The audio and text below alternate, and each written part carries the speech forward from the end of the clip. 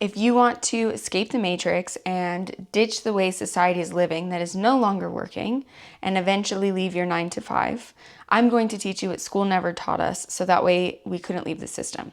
I'm going to break down the fundamentals of what a business is, all the ways that you can make money online. And I have to say, this isn't the most exciting video, but if you can't stay to the end of this, then you probably shouldn't be starting a business. In simplest terms, all a business is a person or a company who is trading something, right, for money, for dollar bills or for pounds or for whatever. Most people trade their time for money. And that's why people don't teach you about businesses, because then you'd escape the matrix and you wouldn't trade your time for money anymore. A good business is going to be solving a problem. And people will pay money for the problem. Anything you buy, you're solving some kind of problem, right? So let's say, for example, this is a really poorly drawn shirt. You're solving the problem of being cold. Let's say a burger or sandwich or whatever. You're solving the problem of being hungry. So what about groceries? Well, you're still solving the problem of being hungry, right? But it's going to be cheaper than buying the burger. Because not only is eating out solving the problem of being hungry, but you're also saving time. So you're willing to pay more for the burger. Why is this exactly? So if you're solving a problem, you're also alleviating pain.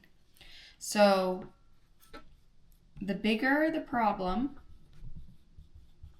or the bigger the pain,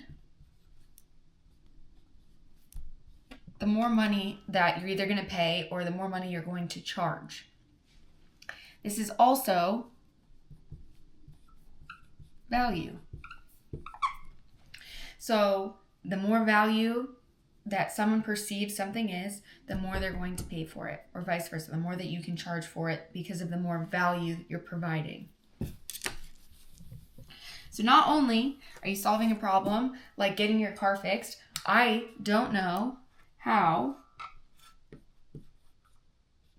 to fix a car. So you're paying for expertise. A business requires 3 things. Number 1, let's start with passion. What is something that you want to do or something that you're interested in? You also have to have the skills or expertise.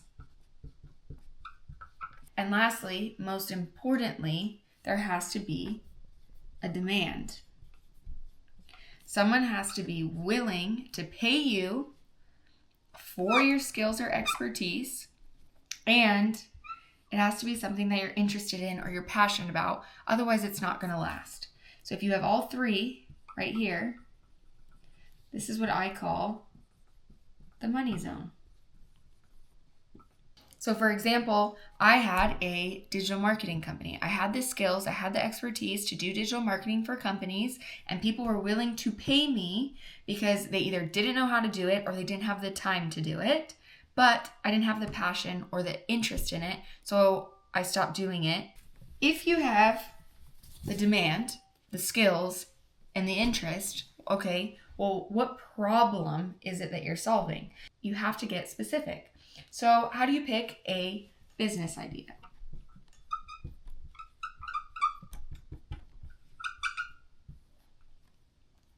So you have to have the skills, you have to be interested, and there has to be demand, right? This is going to be your niche or your target market. your target audience. Then look at their problems. Whose problem can you solve?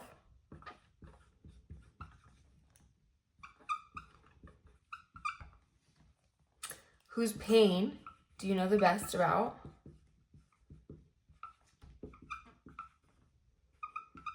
And how big is this audience? Think about maybe who you were 3 years ago. What problem did you solve for yourself? Or who do you know? If you know a ton of people who are your age or your demographic and you know how to solve their problem, then start there. The best, easiest, and fastest way to start a business is looking at skills that you already have or a service that you can provide people to solve their problem. You're going to look at market research.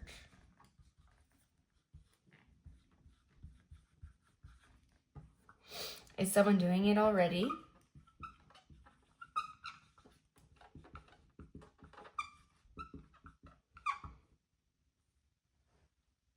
Is there, obviously you need the demand.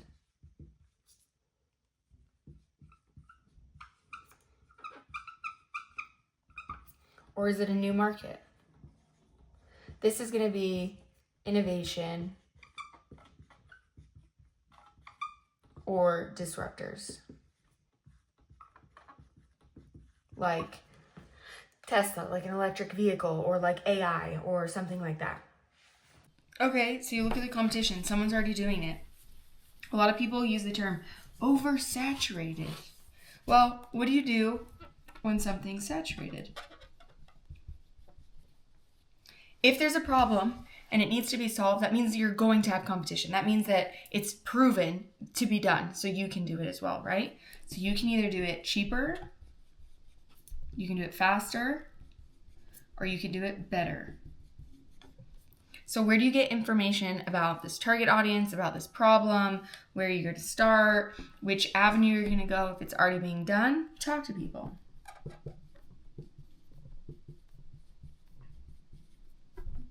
You can look on social media.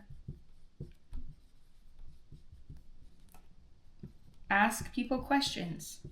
Be social. Do research on Google or ChatGPT and get all the information you can on your target audience. That's a target audience.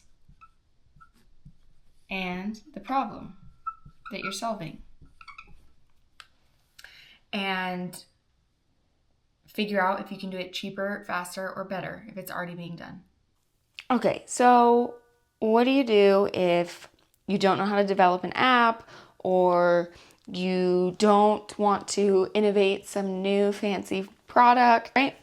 Well, with the rise of social media and the internet, it has never been easier to make money. There never in history has been more people making a significant amount of money, especially millionaires under the age of 30. Why? Because they're making money online. So, how to make money online.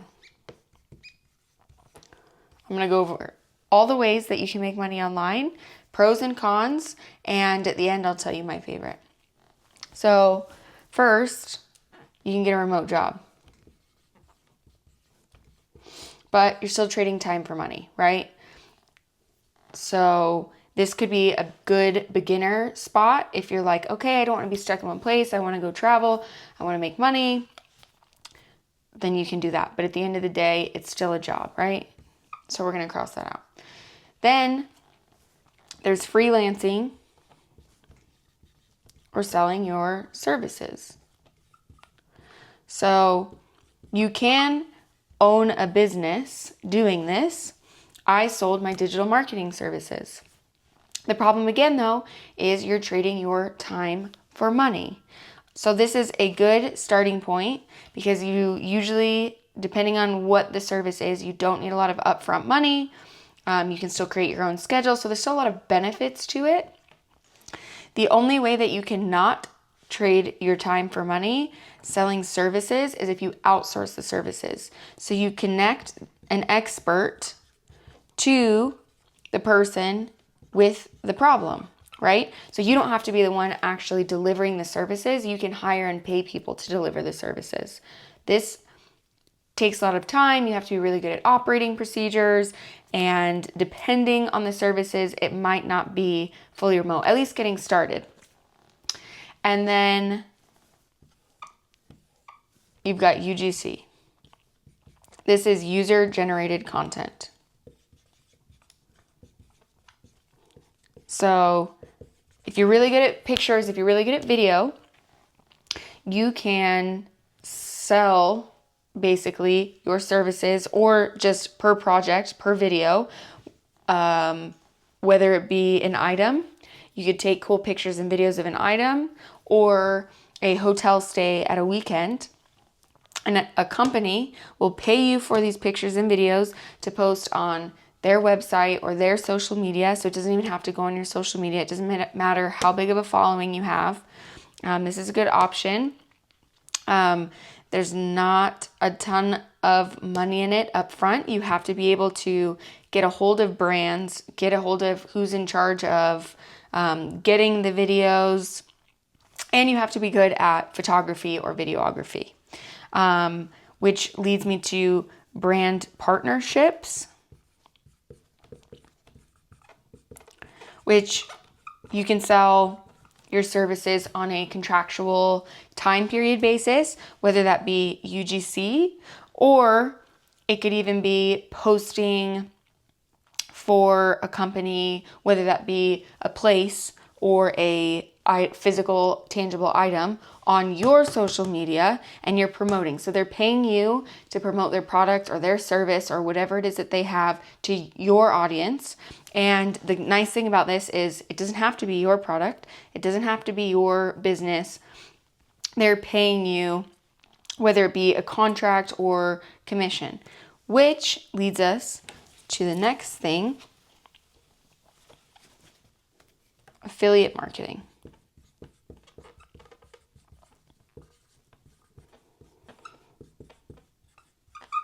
This is where you promote another person or business's product or service on your social media with your audience. You get paid out a commission. And the nice thing about this is you don't have to deal with inventory. You don't have to deal with all the stresses and headaches of employees and products. And the downside to this is the bigger your audience, the bigger your reach, the more money you make. So if you're good with marketing or you have a good audience, this is a good way to go. But starting out, it is a slow trickle. And then there's content creation. So this is where social media will pay you money just to exist on social media, to post videos, pictures, whatever. If you're already posting a lot, then this is great. The downside to this is you usually have to have a huge following. So it does take a really long time to gain a following, but if you already have one, then you can try and monetize it. You can sell either physical products or digital products. So the digital product space and the online education space is growing. This could be a PDF, this could be like written information, this could be a video course. Physical is going to be you're selling, apparel or your own makeup line. The problem with physical though is you have to deal with inventory, you have to deal with shipping. It's a lot of upfront cost. And what happens if you have products and they don't sell, then you're stuck with that products and you're not making money. So digital products is my favorite because there's not a lot of upfront cost. Unless you're paying for services, it doesn't cost you anything to create the product, right? Your margins are going to be larger because there's less cost involved. So you get to keep more money in your pocket. But if you're smart and you want to take this big deal, you're going to combine some of those different things. You could do all of them if you wanted, but there's probably not a lot of time. So what I like to do, what's worked best for me, is the online education space where I sell PDFs and courses. And then on top of that, I also do affiliate marketing to my audience, where I advertise products that I use, that I love, that I enjoy, and I get a commission off this, and then I sell my own digital products. And you can add in other things too. Hopefully one day I'll have a massive following and be able to monetize my content and get paid from social media. But right now my following does not meet the requirements, let's say. So these are the basics, right? But how do we actually sell any of these products? You're going to market. You're going to use digital marketing, right? Because we're making money online. And I'm going to do a separate video on how you market these products. But essentially, you're building an audience, right? So you're using social media. You can use a blog. You can use YouTube. You use LinkedIn, Instagram, TikTok, any social media platform. But I'll get into this later, but I just want to mention one of the number things that people forget is you don't own your social media. They can get shut down at any time. Look at the TikTok ban. You can get hacked. You can lose it all, right? So the number one way to market is going to be email marketing because you own that email list. So let's say you lose your social media, you get banned or something happens, then you have access to your audience for a lifetime using email marketing. You want to get people from your social media or your whatever way that you're using to market your products to some kind of platform that you own. And usually that's going to be your email marketing. Stay tuned for a digital marketing video on how to promote your products, other people's products, or your services, including email marketing, social media, funnels, all that fun stuff. I will hopefully post a video on that soon. If you got anything from this video, if you liked it, if you're thinking about making money online, please subscribe to my channel so you don't miss any videos. Comment below what you liked, what you didn't like, I guess. If you have any specific questions that I can go ahead and answer for you, or anything else that you think I should make a video on.